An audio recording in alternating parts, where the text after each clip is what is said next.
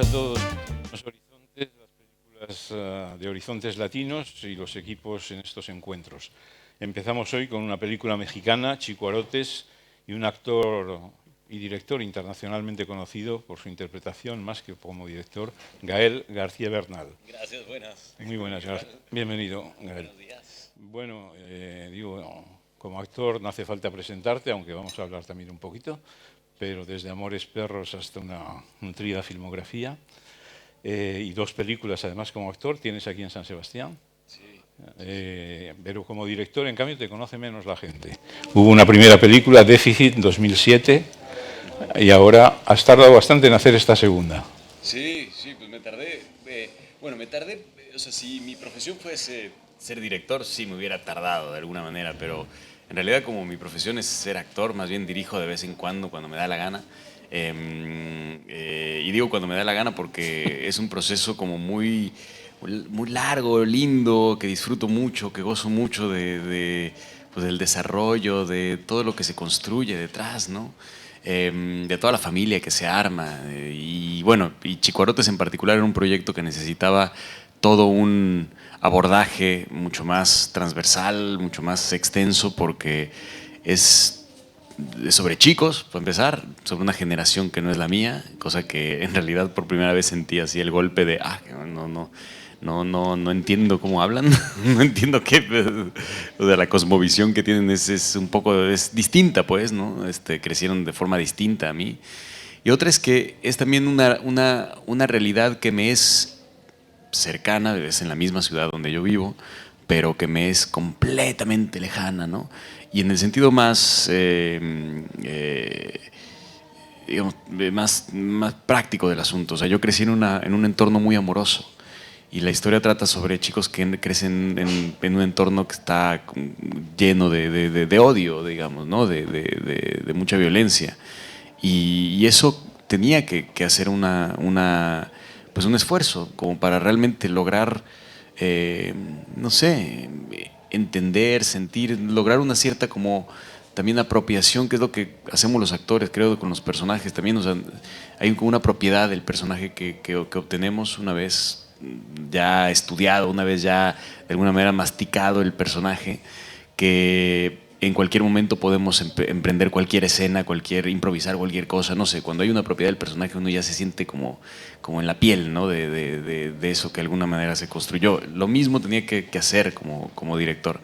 Pero pues entre tanto, desde la primera película hasta esta, he estado dirigiendo en esta nueva modalidad bueno, entre cortometrajes y series de televisión y cositas así. Este guión, bueno, lo sacaste tú del cajón porque lo había escrito Augusto Mendoza hace muchos años, ¿no? Y estaba ahí, y que te llamó la atención. Ya estaba centrado en San Bernardo, en esa localización.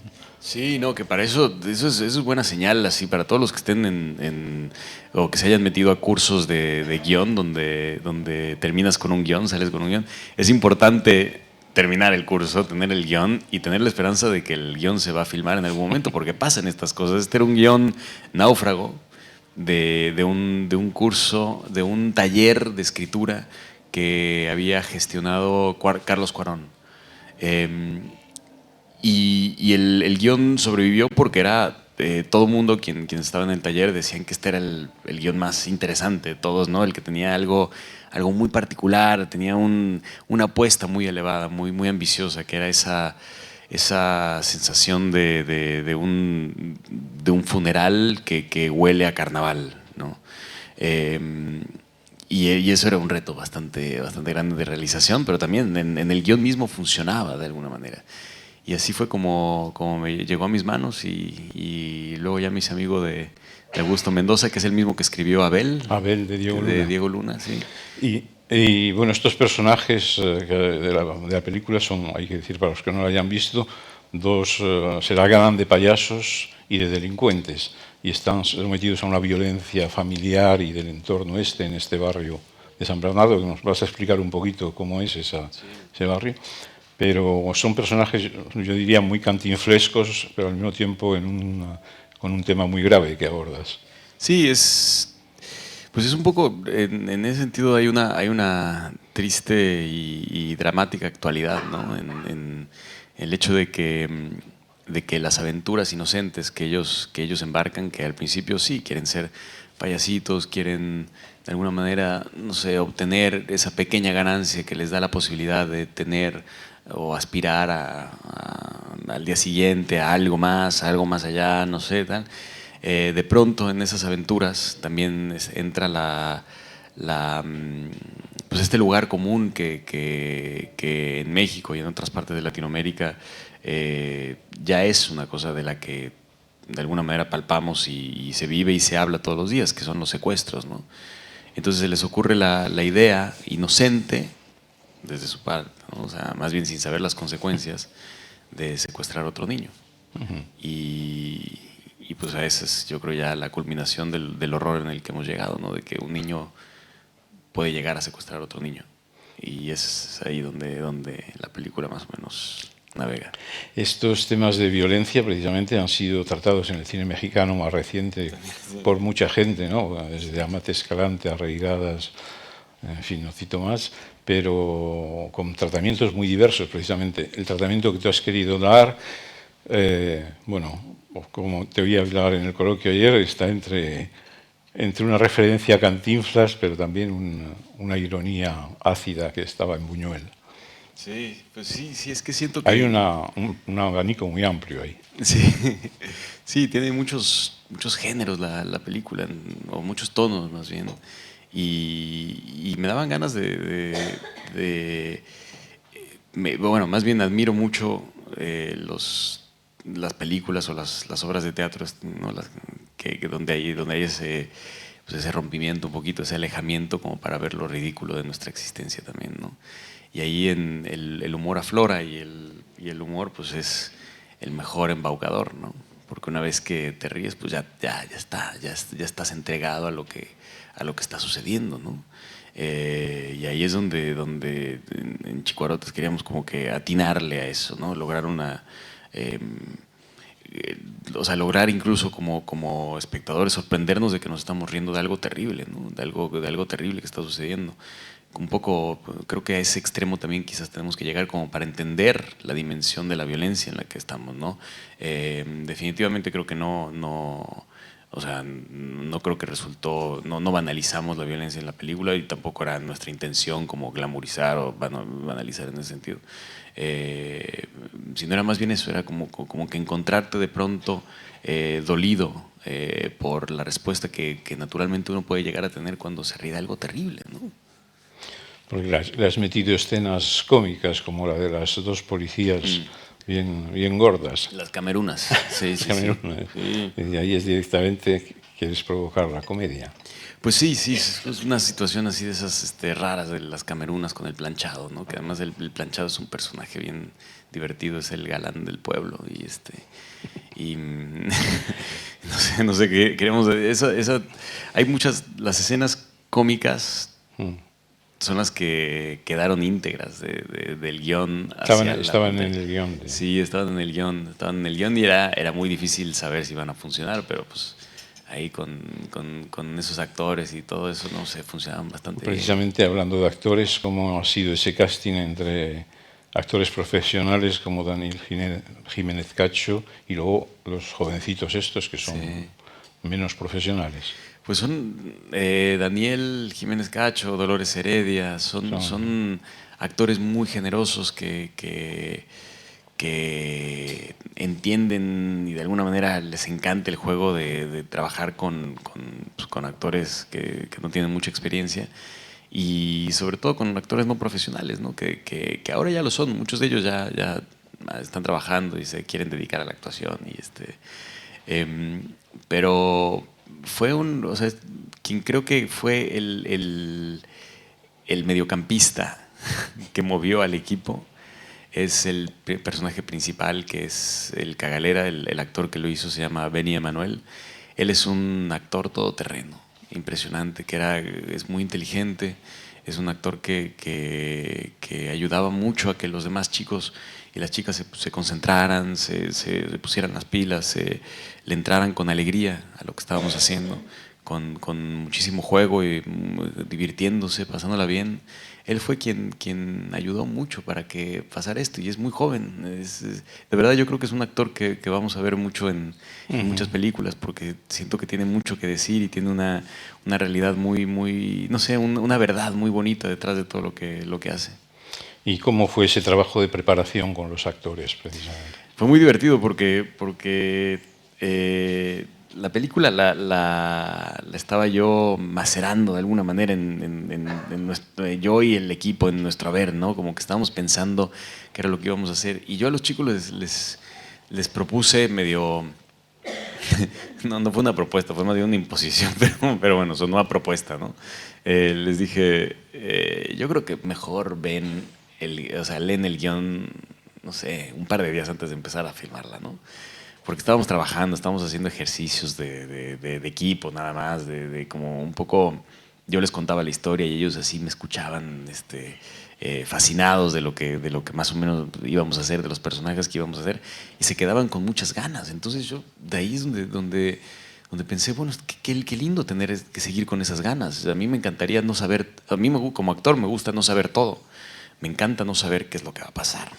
Me encanta estar en una especie de aventura, ¿no? Donde te meten en un lugar y tienes que caminar por aquí y bueno, perfecto, vamos a resolverlo, vamos a encontrar qué es lo que hay aquí. Entonces yo los veía tan emocionados que dije, perfecto, aguántense un poquito, después van a leer el guión y lo leyeron solamente los tres personajes principales de los chicos, el Cagalera, su Hailey y el Moloteco, lo leyeron un día antes de empezar a filmar. ¿Y nunca te planteaste estar tú en la película como actor al mismo tiempo?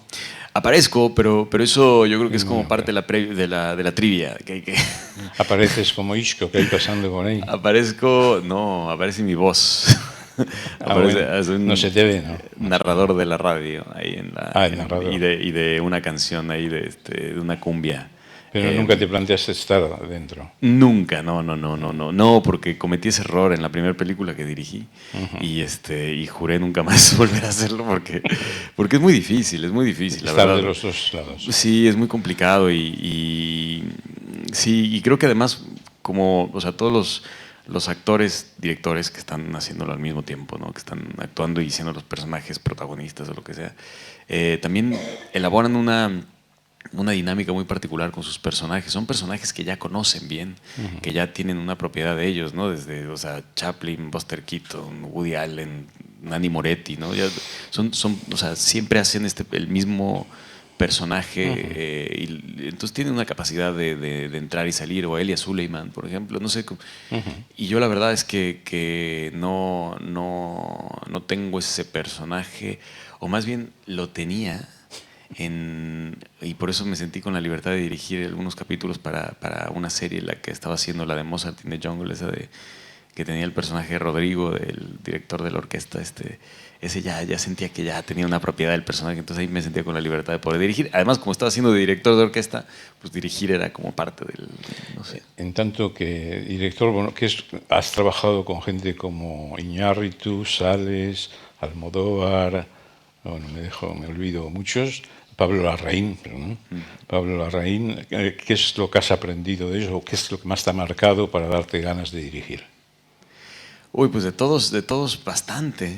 De todos los directores que me han marcado además en diferentes etapas de la vida, ¿no? Así en diferentes momentos, pues han sido fundamentales. Desde la inocencia, desde el no entender que era... Yo pensaba que cuando decían acción, no sé, creo que todos los actores tenemos anécdotas parecidas, ¿no? No, pero o sea, cuando una vez dijeron así, acción en Amores Perros, y yo pensé que acción era acción del personaje, no que comenzaba la escena.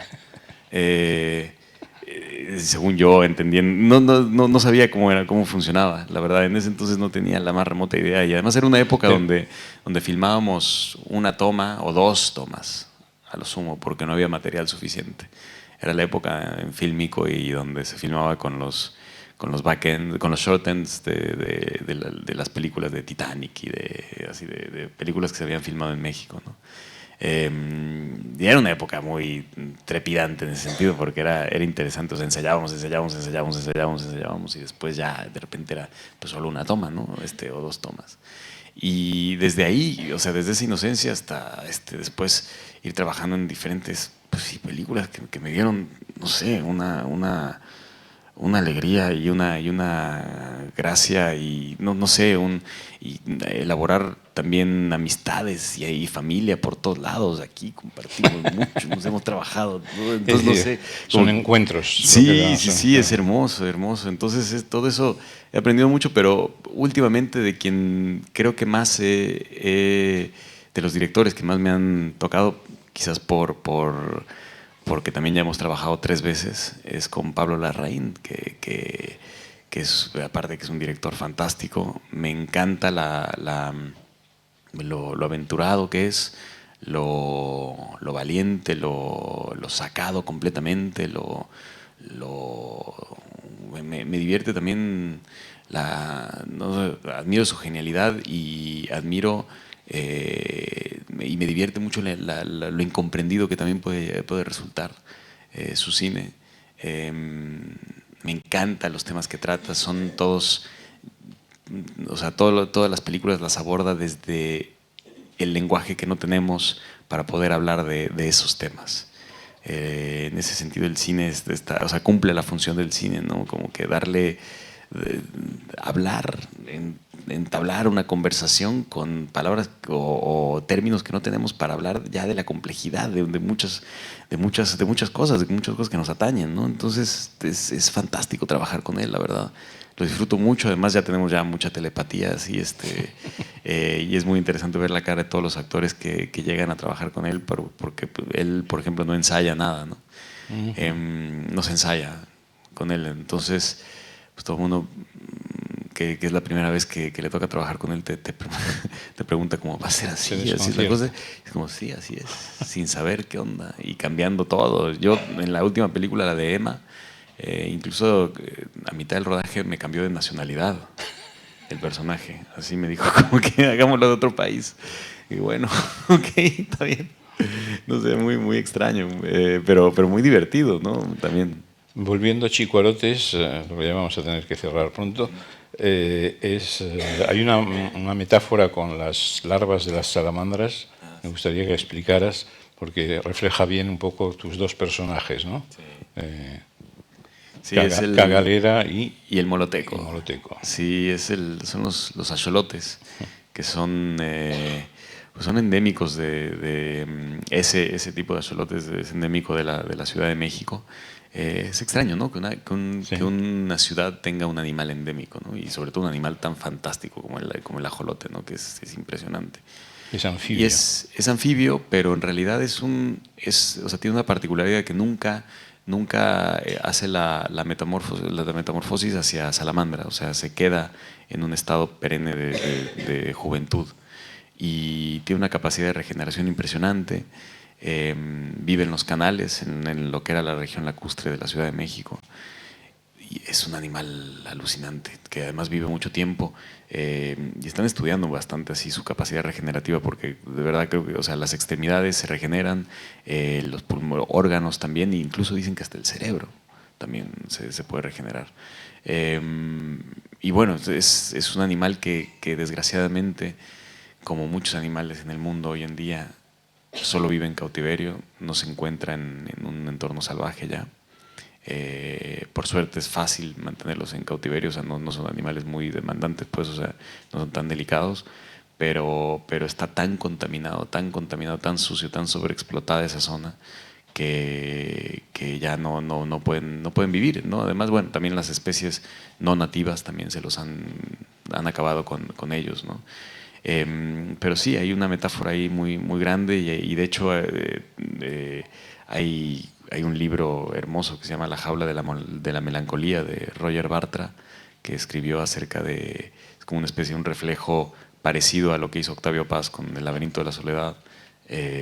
Roger Bartra hizo esto en torno a eso que le llamamos la mexicanidad de alguna manera, ¿no? A cuestionarla desde la parte, o sea, viendo el aspecto de la violencia como un momento donde se desenmascara de alguna manera la identidad o el proceso en el que estamos como sociedad, ¿no? Y el ajolote es un elemento muy particular que lo utiliza como una metáfora tremenda del ser joven mexicano, ¿no? Pues vamos a cerrar así. Muchas gracias por estar aquí y Gracias. mucha suerte con tu carrera de director, mucha suerte con Los Chicuarotes. Gracias. De actor ya no te deseamos mucha suerte porque lo tienes todo hecho ya. Qué bueno, no, muchas gracias. No, también Vamos a ver un extracto. Ajá, gracias. Pero mire nomás qué coincidencia, dígame, ¿usted también se dirige al trabajo, payasito? No, voy al trabajo. Voy a tener que cambiar. payasote. Necesito a alguien que me haga el paro, que me eche la mano. Nos invitan a una tranza hoy, en San Juan. ¿Y qué te quieres llevar? Chambreado, güey. Vámonos, güey. ¿Sabe cuál es el santo del final? No, ¿cuál? Pues el san se acabó. Mi tío trabaja en el sindicato, güey. Tú nomás juntas los 20,000 varos. Le hablo a mi tío y tienes la plaza. Estamos jodidos. Preferimos sacarles una sonrisa en lugar de sacarles un susto, ¿no? También esperando que nos puedan apoyar con una monedita. Te cae de madre que ni un pinche peso, pinche gente. No. Vámonos aquí, güey, vámonos de este pinche pueblo culero. ¿Pero cómo? Que nomás con la rutina. Pues así empezó Cantinflas. Se los dijimos por las buenas, no quisieron, ahora se chingan, pinches ojetes. A ver, todo, lo que traigan, lo que traigan. Vas, cabrón, ayúdame. Mañana nos vamos. Siguen haciendo esas mamadas, nunca van a salir de jodidos. Qué chido. ¿No te han contado? El Chillamil, que acaba de salir del penal, güey.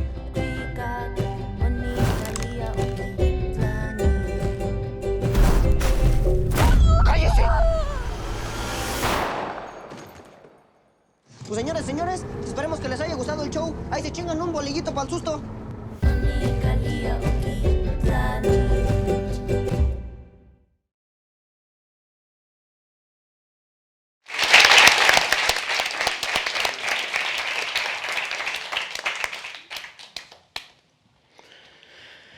Ongi etorri, bienvenidos a estos encuentros de Horizontes Latinos, Desayunos Horizontes. Seguimos con la segunda película del día. Hoy es Los Sonámbulos, película argentina de Paula, iba a decir Laura, Paula Hernández.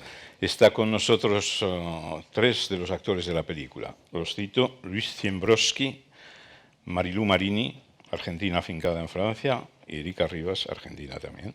Bienvenidos a todos. Paula. Bueno, cuarto largometraje, pero... Paula, perdón, perdóname, porque esto de cambiar de mesa tan rápido es un poco... Paula, esta es una cuarta película, pero primera vez en Donosti. Cuarta película ya y has cambiado de tono, porque la primera, en la que ya estaba él de intérprete, creo, ¿no? La tercera, perdón, Un amor, estaba de intérprete, era una comedia más romántica. Y aquí es un drama familiar. Así es, sí, es la primera vez en San Sebastián, así que estamos muy contentos en principio. Sí, creo que hay algo de las primeras tres películas que pertenecen a un momento y creo que esta película abre para mí otros intereses, otras preguntas, otras temáticas. Seguramente uno pueda encontrar elementos en común entre todas, pero para mí es un momento diferente también. La familia es el tema de la película. Tenemos a la abuela, a uno de los hijos y a la mujer del otro hijo. Es una familia endogámica, es este tema que te ha interesado. Sí, la idea era, en principio, contar estos días previos a fin de año, siempre estas situaciones de festividades muchas veces no son tan felices como se imaginan que van a ser. A esta casona de campo llega, que es una familia muy endogámica, muy ritualista, llega el personaje de Luisa, sí, el personaje de Emilio con su hija, y a partir de varios acontecimientos que van ocurriendo en situaciones cotidianas, de no escucharse, de omitirse, de secretos, hay como toda una acumulación de estados.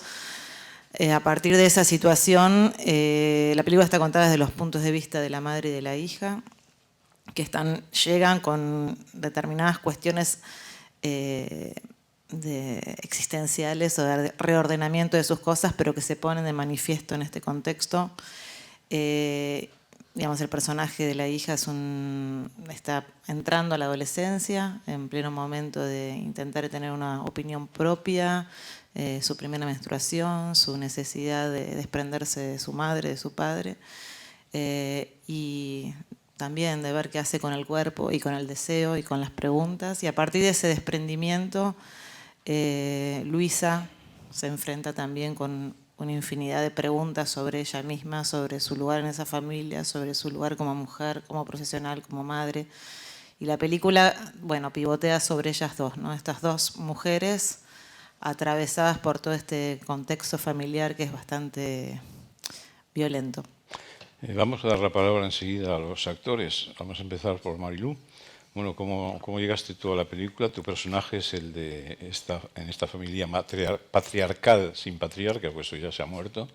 Eres tú la patriarca de la casa. La matriarca, sí. Sí. Llegué a la película porque Paula tuvo la gentileza de invitarme.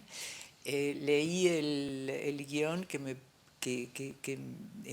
inmediatamente me apropió y tenía ganas de encarnar y de seguir ese camino. Y aparte también lo que fue muy interesante es que Paula ofrece un espacio de intercambio con los actores con respecto a la historia que vamos a contar. Y el personaje de Memé, que ese es el nombre de la abuela, es como una delegada del patriarca desaparecido, pero mi teoría es que ella quiere acabar con esa saga. De alguna forma, ella quiere enterrar a ese patriarca en ella. Ella tiene cuentas que saldar con ese patriarca y lo hace de una manera no directa, pero a través, como oponiéndose al deseo de Luisa, de su nuera, de abrirse, pero al mismo tiempo ella lo que quiere es reventar esa saga familiar patriarcal. Esa es mi teoría. Enseguida le vamos a preguntar a Paula si es eso lo que ha querido decir, pero antes, Erika, tu personaje, bueno, es uno de los personajes protagónicos, principales, ¿no? Junto con la hija, puesto que estás quieres encontrar tu libertad con respecto a tu marido, y hay un conflicto que se va a añadir a los múltiples conflictos que hay en la película. ¿Cómo llegaste tú también? Y tú, háblanos de tu personaje. Bueno, Paula también me convocó un tiempo antes, bastante antes de poder filmar. Empezamos a leer las versiones que ella tenía del guión y empezamos a intercambiarnos impresiones y paisajes sobre esa historia, sobre ese momento de las mujeres o de Luisa, que es mi personaje. Empezamos a desentrañar también de qué se trataba esto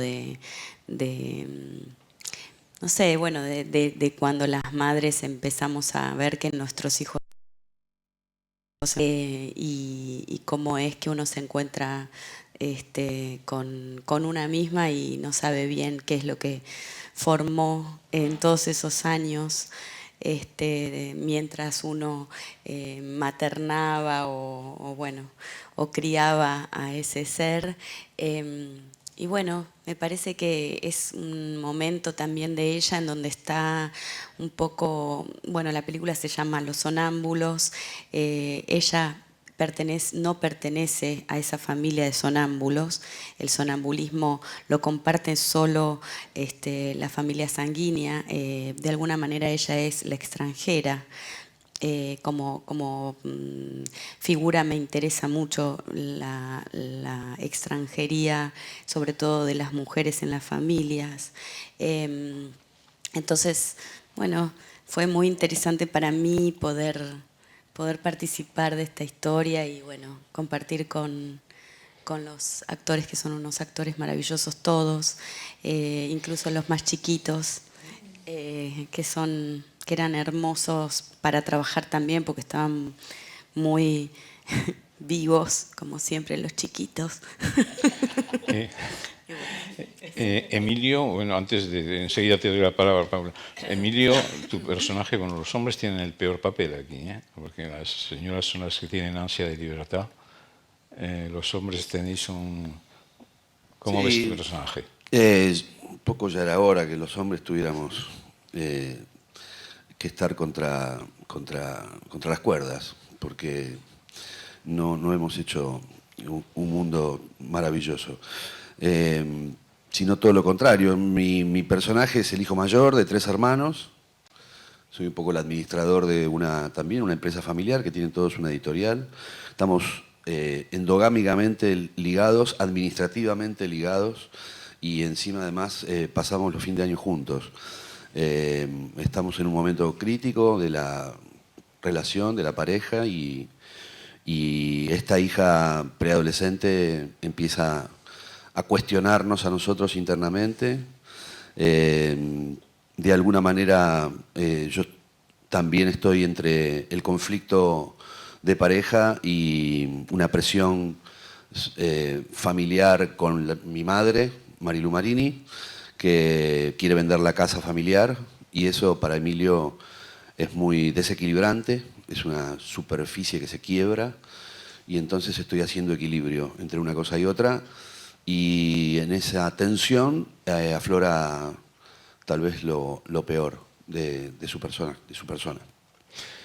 Paula, bueno... No, quiero retomar algo de lo que decía Marilu, que si bien es cierto lo que ella dice sobre su personaje, creo que todos los personajes de esta familia están... uno cuando va a las prácticas de yoga dice enraizar, ¿no? Como estar bien parados. Creo que nadie está bien parado, ni los hombres ni las mujeres. Creo que todos están en una situación incómoda, asumiendo lugares que quizás ya no les corresponden, o que les quedan grandes, o que les quedan incómodos.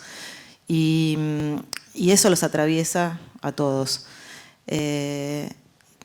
Eso me parece que es algo común, más allá de si son hombres o mujeres. Y sí es cierto que a partir de la aparición de un personaje que cuestiona, como es el personaje de Ana, que pone hecha luz a muchas de esas situaciones, se abren en gran parte estos conflictos, ¿no? El enfrentamiento de Luisa y de Ana para mí es precioso, lo que esa hija, ¿no? El momento en que los hijos te empiezan a ver, ¿no? Que ven cosas que uno a veces no ve. El sonambulismo del que hablaba Erika, bueno, es una metáfora que has utilizado, pero también hay muchas escenas nocturnas en la película, ¿no? Está muy presente la inquietud, el desasosiego nocturno. Sí, los sonámbulos, si bien hay episodios de sonambulismo en la película, habla de una forma metafórica en relación a estas personas, a cómo van por la vida, a cómo hay cierto grado de inconsciencia en cómo se mueven, en las cosas que dicen, hacen, en lo que no escuchan, en lo que no dicen, en lo que omiten. Eso era lo que me interesaba trabajar, y por supuesto la noche creo que es el lugar más difícil para todas las personas, ¿no? El momento en que uno tiene que entregarse, abandonarse a un estadio muy distinto que es el del sueño, y en este caso son personajes o que duermen mal, o que duermen con pastillas, o que no logran conciliar el sueño, ¿no? El sonámbulo pone en funcionamiento un deseo que queda reprimido y que solo se puede poner en funcionamiento en ese estadio. Y entonces algo de esta inquietud nocturna me gustaba como metáfora para esta familia que en algún momento tiene que despertar. Ante un hecho muy violento, pero bueno. Filmar a toda esta familia numerosísima, abuelos, padres, hijos, nietos, es un desafío. ¿Cómo te lo planteaste desde el punto de vista de la realización? Es decir, siempre complicado. Hay escenas que estás muy de cerca con ellos, luego planos más amplios. La película, digamos, el trabajo con los actores fue muy arduo, y yo en general no ensayo tanto, ensayo más colores o momentos de las películas, pero en esta película necesitaba sentir que llegábamos a esa casa con una familia que existiera realmente. Entonces hubo muchos trabajos de lectura, ensayos, entrecruzando a los distintos vínculos que aparecen en la película, y en paralelo tuvo un entrenamiento muy largo y un casting largo con todo el tema de los adolescentes. Siempre la idea fue una cámara en mano que acompañara el punto de vista de Luisa y de Ana, y era a partir de ellos como uno iba entrando a este mundo. No hubo escenas fáciles para filmar. Todas las escenas requerían de mucha complejidad, las escenas de grupo, de mucha gente. En general yo decidí filmarlas a 2 cámaras.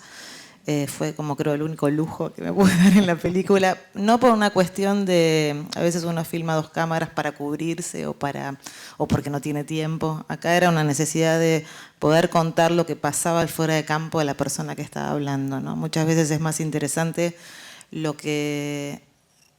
la mirada del que está escuchando o la gestualidad del que está escuchando antes del que está hablando. Entonces eso fue un trabajo que estuvo planteado desde el inicio. Y sí, esta sensación de encierro, de agobio que daba el plano corto, el plano cerrado y la cámara en mano. Me interesaba trabajar esta claustrofobia familiar y justamente un espacio que era como lo opuesto, ¿no? Un lugar precioso, abierto, donde el peligro siempre podía venir de afuera, nunca de adentro. Pero no. Erika, ¿cómo ves tú esa realización? Porque tu personaje y el de Ana creo que son los que filma ella más de cerca siempre, su intimidad. ¿Cómo lo has vivido como actriz eso? Paula genera una sensación en el set de mucha seguridad. Es muy tranquila, es suave. No parece que estuviéramos filmando escenas difíciles. Pienso que eso, para mí, por lo menos, que yo crezco en un lugar en donde me tratan bien, creo que todo el mundo, pero bueno, por lo menos lo digo por mí, es algo que me hace también poder estar concentrada en la historia, en lo que pasa, en lo que le pasa a mi personaje, y no quizás estar ocupada en dónde está la cámara o cómo es el plano, sino que estar en la historia, estar en la emoción del personaje. Y bueno, creo que para mí fue ella. También el trabajo de Iván Geransinchuk, que es el director de fotografía, que estaba con nosotros de una manera muy implicado emocionalmente también. Voy a contar una infidencia, pero por ejemplo en la última escena, tenemos una escena última muy difícil, él estaba tan nervioso, quizás más que nosotros, hizo ayuno para poder filmar eso, estaba muy preocupado. Y charlaba con nosotros sobre esa escena que venía mañana o pasado. Un director de fotografía que te da esa inocencia también, esa posibilidad de estar mirándote con esos ojos de benevolencia y de amor para con lo que se quiere contar, me parece que también hace que uno pueda estar concentrado en lo que pasa y en lo que hay que hacer. Creo que sí, que fue un film fundamental. Marilu. Adhiero a lo que dice, todos adherimos, todos a lo que dice Erika, porque Iván fue una presencia generadora también de emociones y aparte él tiene una calidad que lo estético en él es emocional. Quiero decir, hay un contacto, primero que hay... Yo diría que la luz de Iván es como la luz de los grandes maestros flamencos, no sé, Rubens, en fin, la gran escuela flamenca, esa calidad. Pero él, aparte de esa calidad estética, tiene una calidad de contacto emocional con lo que se está contando y con nosotros, actores. Quiero decir, hay algo que está hecho de piel a piel, y eso es esa mirada llena de amor y de benevolencia, como dice Erika, es algo que nos hace crecer, absolutamente. Hay que decir que en el casting hemos olvidado a Daniel Ender, que no está aquí, pero con el que tú tienes varias escenas, puesto con el hermano. Sí, un privilegio trabajar con Daniel Hendler.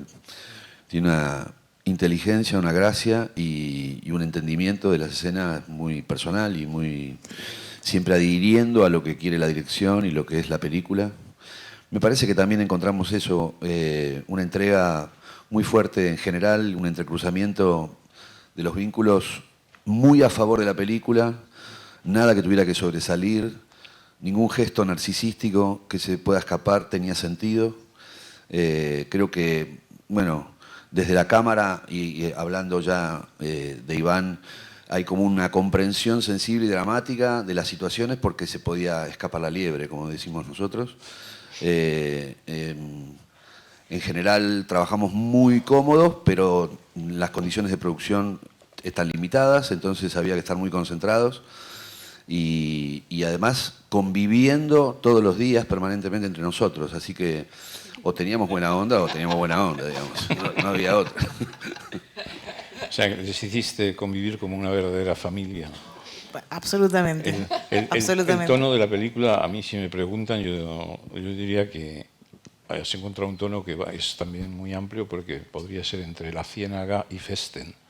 Es decir, son conflictos individuales que van a estallar, ¿no? No sabemos cuándo van a estallar. Aparecieron varias referencias así ahora al mostrar la película. No fueron, obviamente, digo, La Ciénaga es una película, palabras mayúsculas para cualquier director de cine, para cualquier espectador, pero no fueron especialmente referencias. Creo que uno puede encontrar elementos en común entre la espacialidad, el alcohol, el calor, la acumulación, ¿no? Y eso era lo que sí me interesaba trabajar, que era cómo las pequeñas situaciones cotidianas generan a veces violencias que van creciendo, que uno no sabe muy bien por dónde van a estallar. Y bueno, estalla a veces por los lugares de los más frágiles, de los más vulnerables. Pero sí. Fue difícil en ese sentido la película, ¿no? En cómo construir, cómo lograr ese crecimiento de la tensión. Había algo muy difícil de tono. Para mí fue lo más difícil de trabajar en la película. La última escena a la que hacías alusión, Erika, precisamente, bueno, las dos mujeres se van, bueno, es el comienzo de otra película después. Así es. De hecho, ese final tuvo muchas vueltas también, porque en muchísimas versiones de guión ese viaje seguía a un retorno a la ciudad. Y durante el proceso de trabajo con los actores y con Iván y con María Laura Berch, que es la persona con la que trabajamos, que hizo el casting de los adolescentes, hubo mucho intercambio. Fue una película de verdad, siempre uno dice esto, pero esto fue de verdad, con mucho intercambio entre el productor, Juan Pablo Miller, todo el equipo estuvo muy involucrado y en ese proceso de trabajo, en un momento entendí que el final tenía que quedar ahí, en esa ruta, que esos dos personajes quedaban a la intemperie, quedaban en un momento una marca muy fuerte, lo que acaba de ocurrir, y lo que viniera, tal cual, es otra película. No me parecía que era escaparse de lo que estábamos contando si hacía un puente hacia la ciudad. Y entonces me parece que esa situación límite había que dejarla ahí. Y eso fue lo de verdad que encontré en el proceso. Yo siempre llego con los guiones muy afinados, pero bueno, estuvo que pensarlo. Os deseamos mucha suerte con esta película. Vamos a cerrar ya este cruce de miradas entre la directora y los actores de la película argentina de Horizontes Latinos. Muchas gracias a vos. A todos. Vamos a ver un extracto.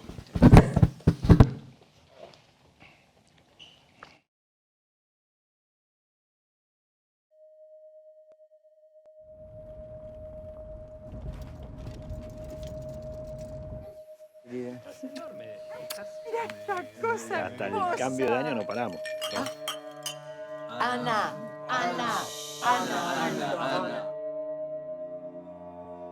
¿Por qué no me contaste nada? ¿Salís, pa? Bien. Salgo.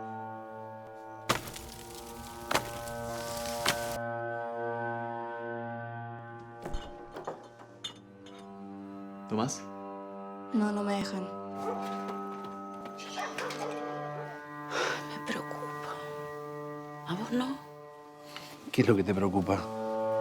¿Que esté creciendo o que no te cuente? Con tu papá lo dejábamos libres a esta edad. 4, 5. ¿Tengo que discutir acá cuáles son los límites que yo le pongo a mi hija? ¿Con todos ustedes?